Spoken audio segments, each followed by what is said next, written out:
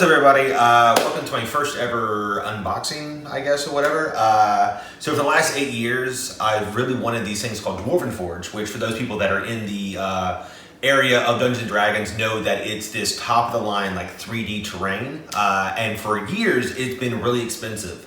And so I haven't been able to like try and get it. And so here recently, I kind of got a little bit like of extra money. So I thought I would just treat myself. 3 words for you: treat yourself. You know, this one time. So I thought it'd be kind of fun for everybody who is maybe new to the hobby, doesn't know about it. Because if you're in the hobby, it's like Nike. Like it's this very well-known thing. But for years, I tried building my own terrain, and I've been there putting down coins and stuff for things. So I thought, you know, I would just splurge and make my games really great. So I'm gonna pull out all the boxes that I got. It's a lot of stuff, it's very expensive, and then I we'll cut that there and then come back and you'll see everything that I got out on the table.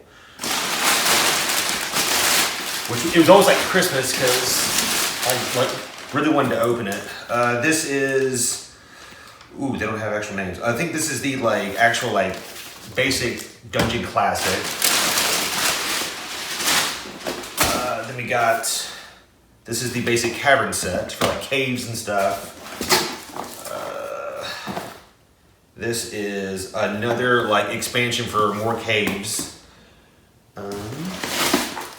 This is expansion for dungeons, for like extra corners and stuff and more doors and things like that. This is more, oh, this is like for like ponds and lakes and stuff in the caves, so like things look like water. And this is a modular bridge. Yeah. So I'm gonna open all this up, and then you're gonna come back and get to see the finished product. So as you can see, I have now basically gotten out the classic dungeon set or whatever. This is the cavern starter. This is the waterway.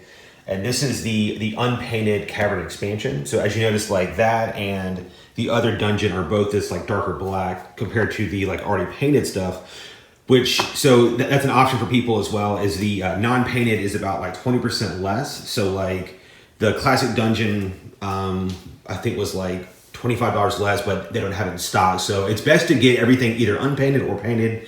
I was a little like impatient, but as you can see, like there's a lot of stuff here, and it's all like modular, so you can like take this stuff apart or whatever and just build rooms, you know, like in certain ways and stuff, whatever. The doors all work and everything.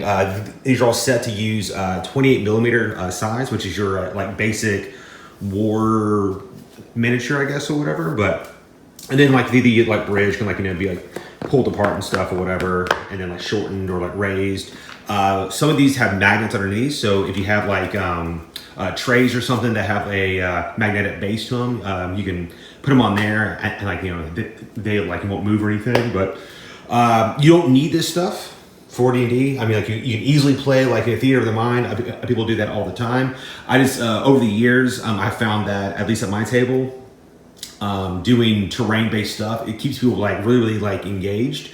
And a group of folks that are engaged is 10 times better than ones that are like on their phone and stuff. So I think it's gonna be awesome. I might do like once I paint all this stuff, maybe like I'll build like one huge dungeon or something and then like show that off. I was just really excited, and I know that I have other friends that are D&D people that have been afraid to take the plunge. I think it's gonna be worth it. Let me know what you guys think. 6.5 hours later. All right, guys, so this is after I have painted. It took me most of like my Saturday. So everything in here is pretty cool. It's all done. It was hard to match, but I think it came out pretty good. It's basically like, this would be like the entrance into the cave. You got your 5 heroes, surrounded by undead stuff. There's some vampires in here. You're gonna take this bridge over this water.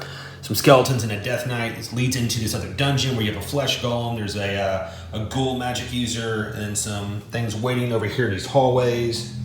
And you work your way to the boss door here, which is pretty dope. You go into this like this huge like undead dragon with this cleric slash necromancer, I guess. And there's a huge pile of gold. Yeah. So it wasn't too hard to paint. It was annoying. Pretty tedious, but it took maybe 4 hours or so, but I had a lot of stuff. And this is not everything, obviously. I've got a whole box over here still of just pieces and stuff, and there's another smaller box over here. But I'm super excited to get this stuff to the table. I think it's going to be great. It's really going to get people involved and just really want to play and pay attention. So, and there's more stuff that I'm looking into getting. I might unbox that as well, but I think it's really cool. I also painted a lot of these minis and pieces as well. So yeah, if you're into Dwarven Forge, I think it's worth it. It's expensive. Buy it in smaller pieces. Don't do what I did, which is buy a whole bunch at once because you have to put it all together. So until next time, see you guys.